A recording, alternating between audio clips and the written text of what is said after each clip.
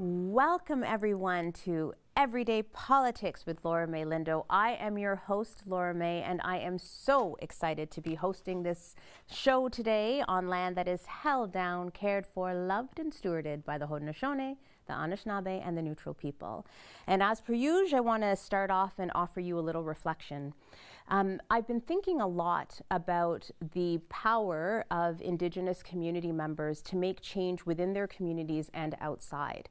And a lot of the work that they've done has come from finding ways to encourage leaders in various traditional spaces of leadership to speak to them, encouraging leaders to take the time to actually see and witness the impact of political decisions, like, for instance, residential schools.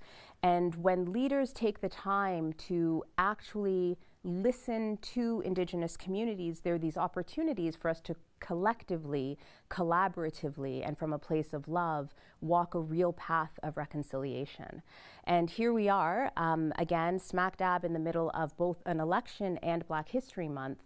And my thought has been that we need to do the same kind of thing when it comes to Black communities. And so last week, I surprised everyone with candidates from Kitchener Centre coming to speak to me about a promise to Black communities. And this week, I have the pleasure of having leaders come and speak to me. And right now, I have with me Mike Schreiner running for the Green Party, which is amazing. Thank you, Mike, for being here. Yeah, thanks, Laura May. And can I just say one quick thing before we get started? Of course. Even though we represented different parties, I just want to say how much I really valued your voice at Queen's Park and how much I miss you there. Oh my goodness. I didn't even plan that. It must be the bread. Yeah, I want some food. That's what it is. I'm just going for the food. Listen. So what I wanted us to do was, for those that don't know how this all happened, I was working with some of my students at the University of Waterloo. They put together a form and we sent it out into the universe asking Black-led organizations and Black individuals to tell us what they wanted the folks that are running for leadership to talk about for Black History Month. And I've received quite a few questions from various people and various organizations across the province. And one of the things that I did was I took the top three sectors that they were looking for some answers. The first one is mental health, healthcare, and well-being. Some of the questions sort of talked about all of that intertwined. Okay. The second was education and youth development. And the third was community safety, policing, and criminal justice. Okay. And so for those that are watching, what I'm going to do is speak to some of the questions that I've received and just hand the mic over to Mike so that he can share with us some of the information from the Green Party's platform. Sounds Sound good. fair? Yeah? Sounds fair. Okay. So hey, the platform is fighting for fairness, so that's fair. So then it's perfect. And for those that are watching, I'm going to make sure that I link the platform for you folks so that you get a chance to take a look yourselves. So the very first question, it's kind of loaded. Okay. But essentially, I had a number of people that wrote in that they wanted to hear party leaders speaking about prevention. Okay. Upstream support. They were particularly interested in what kinds of preventative measures are in the platform when it comes to Black communities, given the ongoing sort of incessant health disparities that we see in Black communities and other communities. There were questions about whether or not platforms had anything around healthy food, if they saw that as part of the healthcare system, like would healthcare funding go towards a healthy food program and that kind of stuff. And they were also asking about your take on data collection, how we can ensure, because right now we've got like an anti-racism act. The data is being collected, but there were a lot of people that were asking, and organizations that were saying, but it's not like the data is collected and we're not seeing change. So That's right. What is there that we can do, and what is your platform saying about how to actually make good use of the data that we collect? Okay. I'll start there and work my way backwards. Sounds How's that good. sound? Yeah.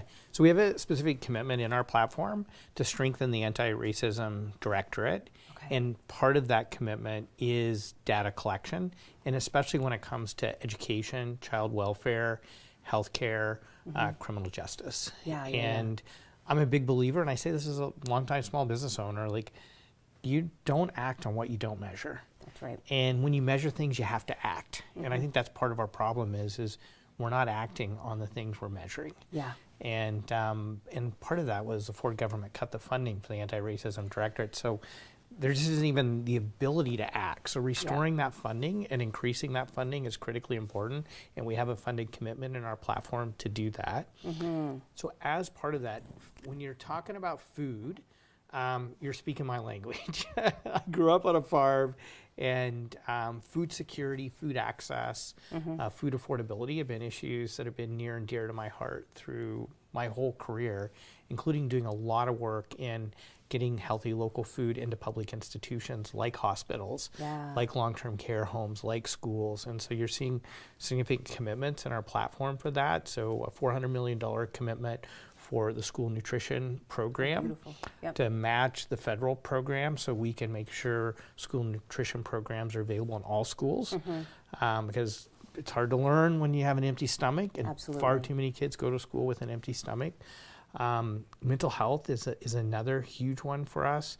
So a very substantial base budget commitment to community-based mental health, and especially a commitment to peer-based mental health services. And so peer-based, it's like, if you're experiencing addiction challenges, having somebody who's had that experience. If you're experiencing racism, having people who've experienced that. If you're experiencing, the legacy of colonialism as an Indigenous person, having that kind of peer support work funded and available to you, I think is critically important. Substantial commitment to youth wellness hubs. Can I brag about Guelph for a second? I know I'm the leader of the whole province, but Guelph is my riding. I've been really proud of the funding our community has secured for Guelph and Wellington County for youth wellness hubs. And in particular in Guelph, the youth wellness hub is connected in the same building now with Canadian Mental Health Association's youth mental health workers. So low barrier access to the youth hub. Like, you may even go there and just play basketball or hockey or air hockey. There's like cooking. You want to cook and learn how to handle food, things like that. And while you're there, if you're experiencing mental health challenges, it's just an easy place to have that conversation. And if you need immediate intervention, you literally walk on the other side of the building and you have a mental health care worker with you. Oh, wow. And if you think of the fact that 30,000 young people are on a wait list to access mental health services, sometimes that wait list can be as long as 2 years.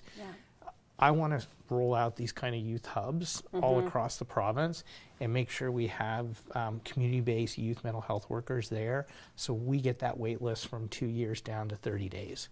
Oh my goodness. And I think it'd be amazing. I think that's what our children deserve, I think. I know you got a lot of other questions. I don't want to take up too much time here, but the final commitment to me is I believe mental health is health. And you should pay for mental health with your OHIP card, not your credit card. And far too many people don't have access to mental health services, and then when they do have access to those mental health services, they can't afford them. And we have to fix that. Beautiful. And so for those that are watching, aside from the green platform, I'm also going to make sure that there's a link to the Anti-Racism Directorate so that folks can see that.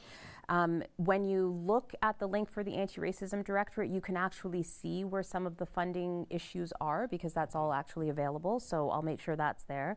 And there were a lot of people that spoke about culturally responsive mental health care. So I'm going to just make sure that I have some information about that for those that are watching that might not understand that language, but I'll make sure that that's there as well. It's actually a really good lead into the next question, which my students were saying education and youth development. It was like one and the same. From your vantage point, what does an anti-racism strategy look like in kindergarten to grade 12 and in post-secondary in a time of the anti-woke politics that we're seeing? Can we just say that diversity, equity, inclusion programs should be funded, and they're all about how do we create fairness. Like, I don't understand this attack on DEI and wokeness. To me, that's just fairness and basic humanity. And so can we just put that on the table first? And then, so one of the reasons I think it's so important to measure racism within schools is so that we can then act on it. And part of being able to act is to have proper funding. So one of the things I don't think a lot of people realize is the Ford government, since they've taken office, they've cut education funding by $1,500 per student. Oh my gosh. That adds up to $3.1 billion. Yeah. Like, no wonder schools are so under-resourced. So when you have overcrowded classrooms, when you don't have enough educational assistants, when you don't have enough spec ed teachers, when you don't have enough caring adults in schools, I mean, it's hard to just provide basic education, let alone deal with people with special needs, whether it's children with autism, whether it's children experiencing racism, whether it's children who have special education needs. Like, the funding just isn't there. And so the first step is to have that funding in place, and then to make sure that funding is available for equity programs, diversity programs, anti-racism programs, because everyone should feel safe and supported in our schools. Yeah, it's interesting because I do remember when I was in office, finding out that the Black Youth Action Plan didn't actually cover all of the province. That's right, just the GTA. Yeah. What about Waterloo Region? Well, and this is it. You know, what about Guelph? You know, I know. And so it's interesting because sometimes people think the plan exists, so it covers everything. And it's not until you try to access it that you realize. So that's something else. I'll make sure for anybody who's watching that I give you access to the Black Youth Action Plan. Then you'll get a chance to see what, if that was available to us, if we were in fact eligible, what we could ask for, and what some of that dreaming might be. And then you had mentioned that in your platform, the youth hubs, you have some information about that in your platform as well? Yes, absolutely. And happy to, I can send you some links about youth wellness hubs for the province, as well as specifically what's happening in Guelph, Wellington, where we've seen a pretty significant expansion. Mostly because the Rotary Club in Guelph really spearheaded this, and then we had significant donations from people in the community, and finally we leveraged that for provincial funding. But imagine if we didn't have to rely on that, and the province just actually properly funded youth hubs across the province. Well, and I think that was one of the questions that came up under this sort of bigger umbrella of education and youth development. What funding models your party is thinking about to ensure that the community organizations that sort of stand in that gap, especially when it comes to Black youth, there's an over-policing, over-criminalization, all of that kind of stuff that Black youth are dealing with on a regular basis. And so there were questions about whether or not within the different party platforms, there was a conversation at All Started about investing in those community groups as part of the education strategy. 100%. And I can tell you about a number, I don't probably have time today, but just a number of organizations that are especially doing programming directed towards Black youth when it comes to well-being, prevention, the youth hub concept, etc. We need more funding for all of that. I mean, I think one of the things that I'm finding really distressing right now is this conversation around criminalizing people experiencing homelessness, for example. And you know, the line I used in the leaders' debate the other night was, we need to put caring over crime.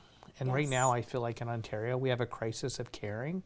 And it really comes from systemic underinvestment in our systems of care, whether that's healthcare, education, childcare, building homes that people can afford, making sure we have permanent supportive housing with wraparound mental health, addictions, employment, and other supports for people. So many people are falling through the cracks because our systems of care are so underfunded. Absolutely. And so the last big umbrella that people sent questions in, it was under community safety, policing, and criminal justice.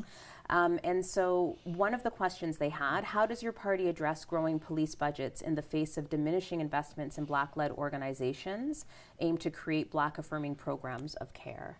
Yeah, I mean, so first of all, and I've said this to the Police Association when I give a speech to them every year, I value the work that police do in our communities. But police are being asked to do things that they were never trained to do, and that are completely outside the scope of their practice, because of the underinvestment in our systems of care. And so when people are desperate and they don't know where to go, they call 911. So imagine if we had mental health workers. Or imagine if we had fully funded 24/7 crisis intervention led by mental health workers. Imagine if young people had a wellness hub they could go to. And one, just hang out with their friends and have a good time. But two, if you are in crisis, you would actually get help. And so it's making those kinds of investments in upstream solutions rather than having it all fall on the backs of police, which is creating a mental health crisis among police officers who are having to deal with things and see kind of trauma that they weren't trained to deal with. And so I think it would benefit both policing and just the health and well-being of police officers if we actually invest in our systems of care so we could reduce the number of interactions between police and community. And I do think, as sort of the last wrap-up question, one of the questions that keeps coming up among Black community members is the push right now to bring police back into schools. And part of the challenge for Black communities has been because of the crisis in the relationship between police and Black youth, having police directly in the schools isn't necessarily facilitating the kind of learning environment that we want for Black youth. And so as the last sort of question in this umbrella, people are asking the leaders, like, what is your take on police in schools? What are your other alternatives for community safety? Because some of that is the language that Black community members are using as a way to start broadening our understanding of what it means to create safe communities. So first of all, I think the conversation around school resource officers shouldn't be a one-size-fits-all conversation or imposed from Queen's Park discussion. It really should be done by community. Like, I feel like we elect school trustees. They're elected to make decisions that are in the best interest of the people who elected them in communities. There are some communities and schools where they would feel comfortable with having a police resource officer, and there are others who don't. And I think those decisions should be made locally and not imposed from Queen's Park. Got it. And then on the second part of your question, which I think I may have forgotten already, was it? I think it was around this broadening our idea of what community well-being. Community. Thank you. So, to me, one of the best ways we can address that is to invest in our systems of care. And the two that I see the most underinvested in right now is one is deeply affordable housing, especially with permanent supportive housing with wraparound mental health and addictions and employment and other supports for people. When people are unhoused, it's horrible for people who are experiencing homelessness, and it puts stress on communities. And I think it does affect people's perceptions of safety in the community. So it costs $10,000 to put somebody in jail for a month. It costs $4,000 a month to house them with wraparound mental health addictions and supports. So if finances are your number one concern, housing people is far cheaper. And if community well-being and safety is your primary concern, housing people is the humane thing to do. So one, let's start by actually housing people and having a housing first strategy. And the Premier's proposal that we're going to somehow criminalize homelessness, to me, just creates a crisis of caring in Ontario. And I think people in Ontario are better than that. Like, I really do. I think we are caring people, and I think people want to see people housed. Secondly is just the underfunding of our mental health sector has just put so many people in crisis.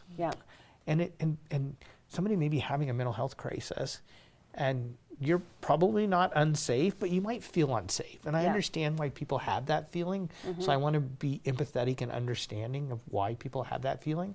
But I also want to be clear that if people have nowhere to go and they're in crisis, what are they going to do? And so I know right now, like, some of our community-based mental health services are laying off staff because they just don't have the funding to keep staff in place. Or in some cases, the amount they can pay staff is so low that they're losing people who go into private practice. Not because, they want to get rich, but they got to pay the bills and, take care of their kids and families too. And so that's why we're calling for a 10% base budget increase in community-based mental health, because I think that's how we're going to create well-being and safety in our communities when people are cared for. Absolutely. Is is the humane thing to do, the decent thing to do, the right thing to do, and I would argue the cheaper thing to do. Yeah. Mike, I want to say thank you again for joining me. It seems really clear that as separate as the sort of sectors are, they're intertwined when it comes to the way that we think about solving some of these problems. And I just really feel grateful that you would spend some time talking to Black community members about some of the big issues for them during this election. Can I mention one more thing we haven't talked about? And it's because I'm the Green leader. Yeah. We have to address environmental racism. Yes. And if you look at it, and climate too, I consider climate as a justice issue. And I think we learned from the pandemic that when catastrophic events happen, it is communities that have been marginalized, disadvantaged, that have experienced racism and discrimination who are the first and worst hit. Yeah. And I think as the climate crisis accelerates, that's going to become even a bigger issue. And so you look at the communities the neighborhoods that experience the most air pollution, for example, the communities most vulnerable to flooding, tend to be Black and Indigenous communities, and we have to address environmental racism as we think about how we're going to address the climate crisis. Mike, thank you for that. And for those that are watching, I'm going to actually put two different links. I'm going to put a link about environmental racism. There's a couple books that you can read about that because a lot of people don't even know that language. And there's a federal piece of legislation around environmental racism that I'll connect people with and make sure that there's some discussion about that. I totally meant to raise that because that was one of the questions that folks had. Thank you again for spending your time with me, and thank you for sharing so openly about some of the plans and strategies that you have. I really appreciate it. My pleasure. Okay, folks, we will be right back.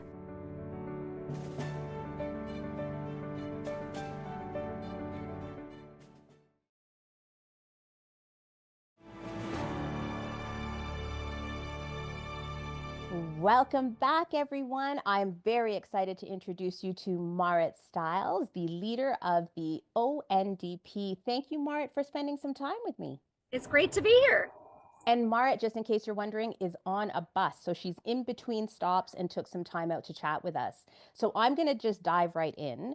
The very first question is actually under a big umbrella: mental health, healthcare, and well-being.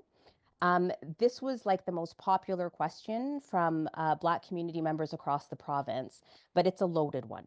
And so part of what they wanted to know was where in the platform you speak about preventative measures, what those preventative measures would look like for disparate health outcomes for Black community members. Some examples of things that they were thinking about were like food security or food insecurity. Is there any kind of funding from the healthcare portfolio that might go to something like that? But they paired their question around mental health, healthcare, and well-being with concerns about data collection in the province. They were acutely aware we've got an Anti-Racism Act. They know that data is being collected, but they aren't seeing any kind of change on the ground. So the second part of the question was whether or not in the platform there's any discussion for the ONDP about how to make sure that the data that is collected is being put to good use. Yeah. Oh, those are great questions. And, I'll start by saying something which I'll probably say in every section that we talk about, which is that, and I think this is something that's credit to you, Laura May, which is, in all of our policy work, we like to say that we start with the whole of government approach in everything we do. So making sure that our anti-racism work is part of a whole government approach that includes everything: education, healthcare, but really everything that government does. And so it's always starting from that place. And in our platform, I'll say this, we actually just released the platform today, the day that we're recording this, the full platform, but we've been releasing different pieces of it. And what you'll find as well is that there's regional platforms. And so some of these things, we get into more detail in some of the more regional pieces, but it's definitely all there. First thing I'll say is on prevention, on nutrition. We really believe that access to affordable, healthy food is fundamental across the board. And central to that is our plan for two things I wanted to flag with you. One is a monthly grocery rebate, which is acknowledging where so many people are at right now, which is struggling with the rising cost of food, and also a universal school food program.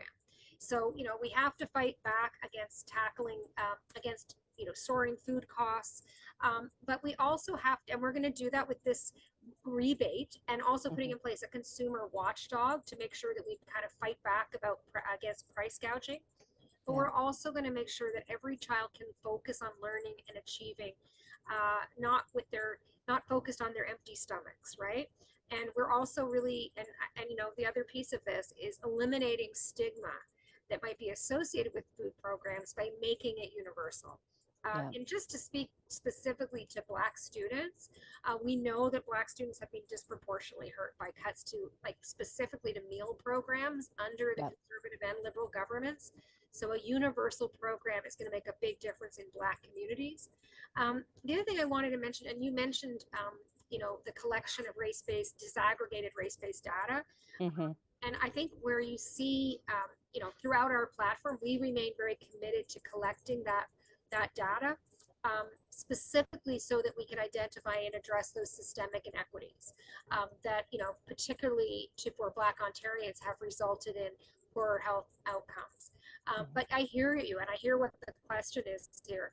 It's really, how does that then go on to inform how we actually address and shift and evolve healthcare in the province of Ontario? And I think that's really, really important. I look at things like the work that the Sickle Cell Association of Ontario has done. We need to keep that work going. We've passing legislation to improve care for sickle cell patients that are in crisis. That this was blocked by the Ford government. We need to move forward. And then I guess the other thing just to say would be that we need to treat anti-Black racism as a public health crisis, which is something that I know Black health experts have been calling for many years all across the province. That means introducing, you know, mandatory anti-oppression, anti-bias training for public employees and legislators that addresses anti-Black racism and all forms of systemic racism. And then, you know, a lot of the things that we talk about in our platform that are, you know, like are broader, like connecting Ontarians to family doctors. Again, it goes to, you know, are we getting people the kind of care they need that is specific to the community? And that's why we really like that community-based family health team approach as a way to address those things. There's a lot more in there. I could go on and on, so I'll leave it there. But I mean, just so you know, and you know this already, fully funding and restoring the Anti-Racism Secretariat, which is something that I think has been neglected and by consecutive conservative and liberal governments since the NDP government actually founded it, is really important. We have to fully fund and restore it. And we need to appoint a minister responsible specifically for anti-racism. And this goes to the point about data collection, I think. So again, there is a place in government to support that work, and also to ensure that the anti-racism work is part of that whole of government approach that we talked about. Absolutely. And so one of the things for those that are watching that I promise to do for you, I will definitely have a link to the ONDP platform. Marit, if any of your team wants to send me any of the sort of separate platform planks, I can also make sure that those are linked. And I will also make sure that there is a link to that call to make anti-Black racism, to consider that a public health crisis, just so that those that are watching know what we're talking about. But that is a very good lead into the second big umbrella. So the second umbrella was around education and youth development. And so they had sort of a two-parter. The first part, what does an anti-racism strategy look like in kindergarten to grade 12 and throughout post-secondary in a time of anti-woke politics that we're seeing right now? And the second part of that question asks about any proposals that you have within your education strategy and the funding models that would actually speak explicitly to investing in Black community organizations that kind of stand in that gap, trying to support Black youth across the province. Such a good question. I'll actually speak specifically to that last piece first, Laura May. Sure. Black Youth Action Plan is something that, you know, I know, I think you've actually spoken a lot about this, that right now that Black Youth Action Plan that exists to help Black youth really it should exist wherever you live, not just in the GTHA. And I think it, unfortunately, that's the way that it's been implemented so far by the government. But the province can and really should be doing the work of considering every community's needs, not just also copying and pasting an approach that works in Toronto elsewhere and then ignoring it when they feel like things don't match up. I mean, we really need to listen to community and go to where people are at. Absolutely. Then in terms of like, again, that anti-racism work being part of that whole of government approach that includes education, right? But specific to education, we really believe, and I know you've done so much work on this, in updating the curriculum to ensure that schools are teaching inclusive history. And that includes, of course, the contributions of people of African descent, and not just in February. Although we love Black History Month, but not just in February. And working with school boards to ensure that our educators have the resources and the support that they need to teach that curriculum really effectively.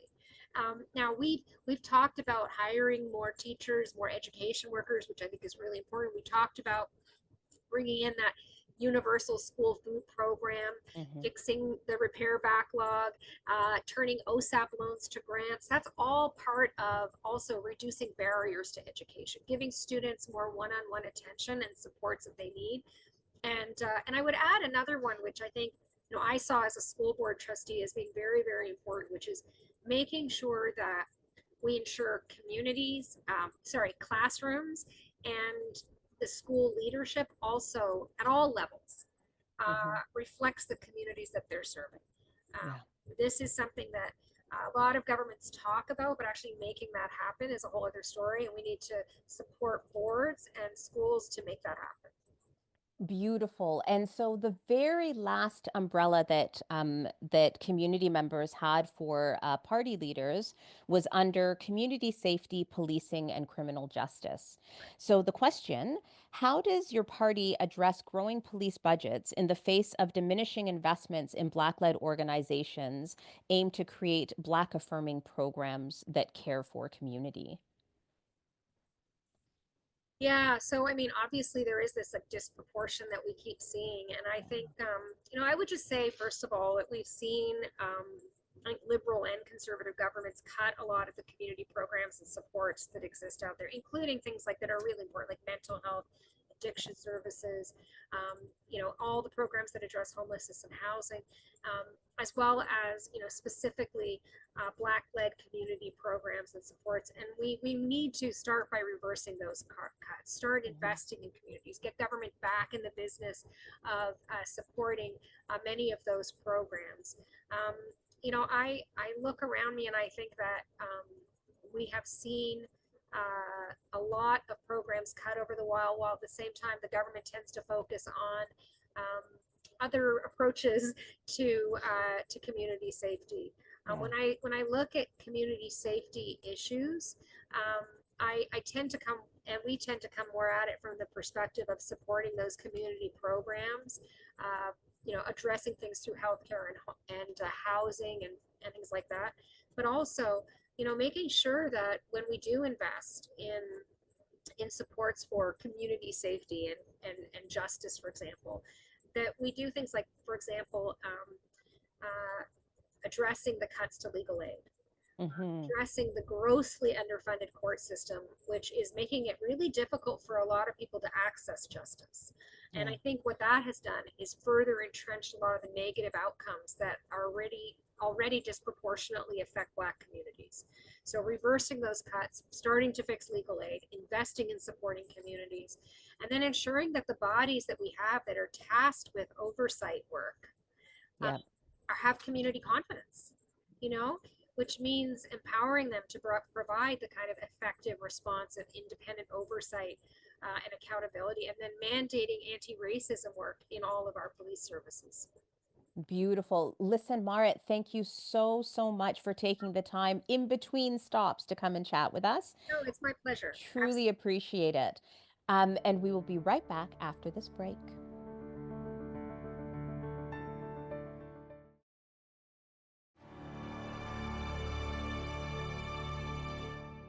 Welcome back, everyone. Welcome back. So I've already had an opportunity to speak with leaders from two of the parties that are running for the election. And at the very, very beginning of this episode, I had told everybody who was watching that I had a group of students who were helping me to make a promise to Black communities come to life. And I have the pleasure and the honor of having three of those students with me today. And so I just wanted to say hello, thank you, Alasia. I have Avery with me, I have Kiana with me, who are going to just do a little bit of chit chatting about why this project was so important. So I'm actually going to turn it over to you folks. If you want to start with your name so that they know which one is which, and just give us a sense of like why you agreed to join me in trying to create this promise to Black communities. I can start. I'm Avery or Avery Jeffcott. Um, I knew I wanted to do this not only because I enjoy working with you, but also as a political science student, I understand the value in trying to connect the public to our forms of government. And I often find that there are varying degrees of disconnect, especially when it comes to marginalized communities or really personal issues to us.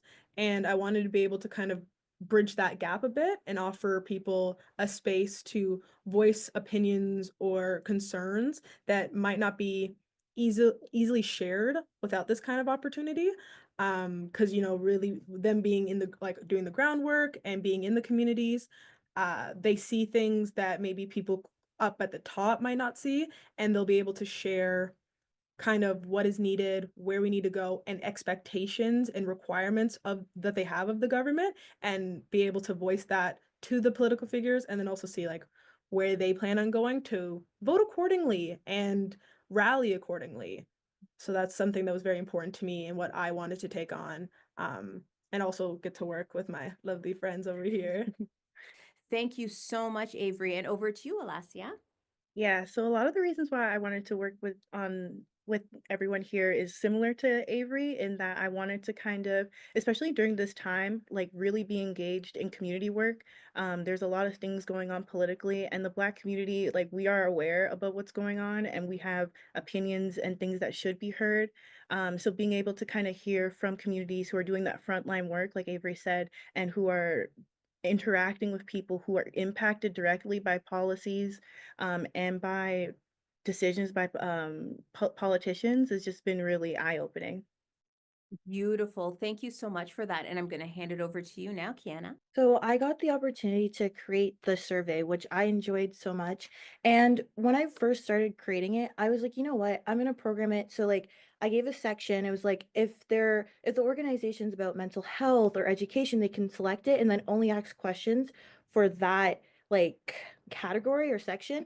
And then I thought maybe, I should broaden it and like have everyone be able to fill out all different sections because just because one organization is dedicated to something doesn't mean they don't have concerns. Like personally me, I'm like really into education, but I also care about mental health and I want to know what's happening in different areas. So I thought it was important to give everyone the opportunity to share their opinion and also to give organizations a chance to amplify their voice because like as one, it's difficult, but as like if we all come together, it's so much easier to amplify voices and give other people platforms to say what they have to say. Oh, and you know what? It's so, first off, thank you so much for doing that because I didn't give you a lot of direction. All that we knew was that we wanted to get community members from across the province to have an opportunity to speak to leadership. In the middle of an election, in the middle of Black History Month, we've got to center our voices and our needs. And so when you came back and you gave me that form for us to take a look at, it was amazing to be able to see all of the different ways that communities could actually engage. But the other thing that happened that I know I didn't anticipate was that individuals, like individual Black community members from across Ontario, also wanted to fill out this form. And so some of the responses that we had were actually coming from individuals in Toronto or individuals, some folks that were out here in Waterloo Region, and my mommy out in Scarborough, who wanted also to talk about the fact that each of the different sectors that we had set up these questions for were actually interconnected and intertwined. And so what I'm going to do, we have to pause just for a quick break. But when we come back, I want to ask each of you about one other part of the planning that I'm not sure that everybody knew about.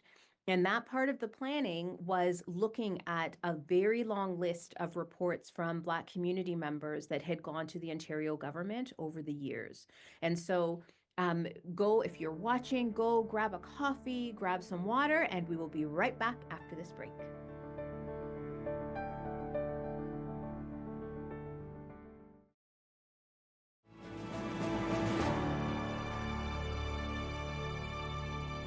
Welcome back, everyone. Well, listen, I just before the break, I had mentioned that there was some research that went into the development of this whole project. And when I was introducing the questions from community to the leaders, I had noted that one of the reports was like 33 years old, right? I'm wondering if you folks would be open to speaking to us a little bit about what it felt like to be looking at this list of reports from Black community members over the course of literally decades, asking some of the very same questions, and what stood out for you in some of the responses that we got when we were doing this promise to Black communities. And why don't we start with you, Alessia? Yeah, I feel like touching on the point about just the long-term, like, reports, it was a little disheartening, honestly, because these concerns have been raised over and over again to different governments, regardless of party. And we're still left with things that we need and things that we want to be done.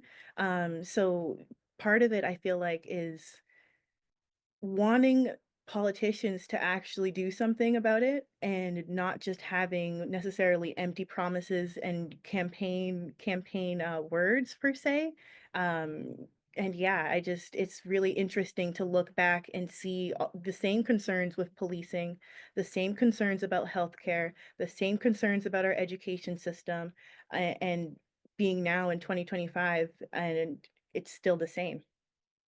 Yeah, and it was also really interesting because I remember with the report that's 33 years old, there wasn't even a discussion about mental health explicitly because that wasn't the language that we used 33 years ago, but everything around that conversation was what we now call mental health, which means that it's been left untouched or unsupported for so long that now we have a name for the issues that we're talking about, right? Kiana, what about you? What stood out for you in this process and in the responses that we got?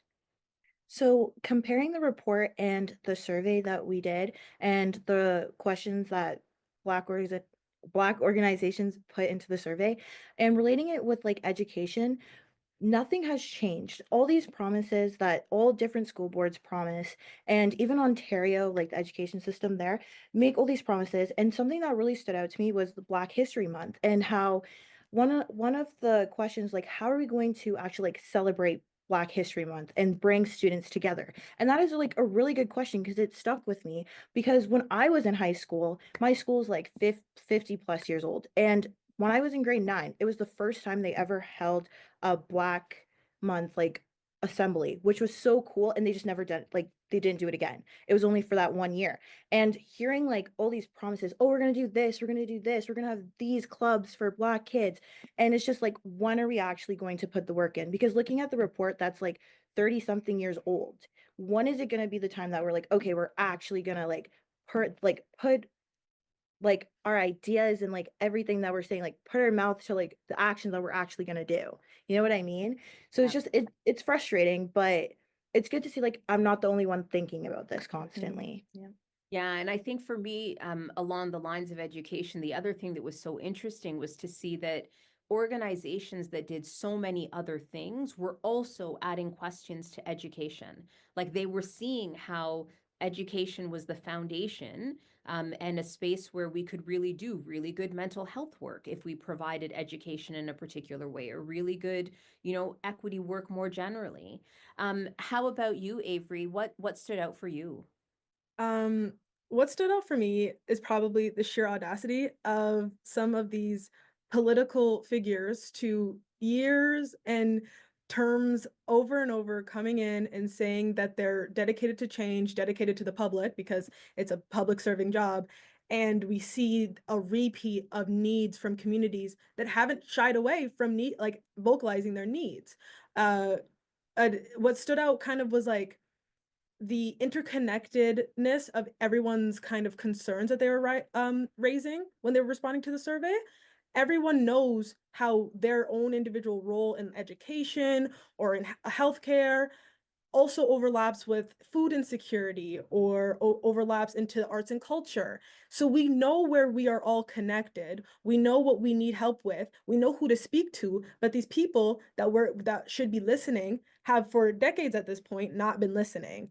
We have record of that they've not been listening and not caring, and we have record sort of today where they were given an opportunity to show that they care, show action plans, and then hopefully receive votes into being able to implement those action plans, but we didn't get to speak to everybody, indicating that we don't have the people who care about us in positions where they will actually do actions for us to rectify what has been put in these reports, to rectify the damages to our communities, to rectify a lot of stuff. But as we've seen through the report, through the needs that people are vocalizing, and through the lack of communication we've had from a lot of these parties, we don't have that. And I don't think they want to give it to us. I want to say thank you to all three of you for taking the time to summarize some of your feelings at this point. For those that are watching, we did a lot to try and make sure that the form was in front of all of the leaders of all of the major parties. We tried to make sure that everybody had an opportunity to come and speak to the questions that we solicited. And my promise to everyone is that I will take the questions that we did receive and I will send it to all of the leaders, including those that decided that they wouldn't respond to my request to come and chat, because Black History Month is something that is more than just a celebration in February. It's an opportunity for us to do better and to make real commitments and promises to Black community members. So thank you again for joining me, and we're just going to take a very quick break and we will be right back.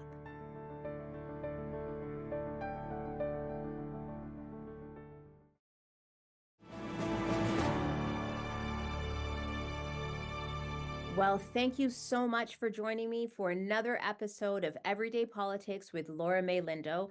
Don't forget to follow me on Instagram at everydaypolitics_official. Can't wait to see what we bring you next week. See you later.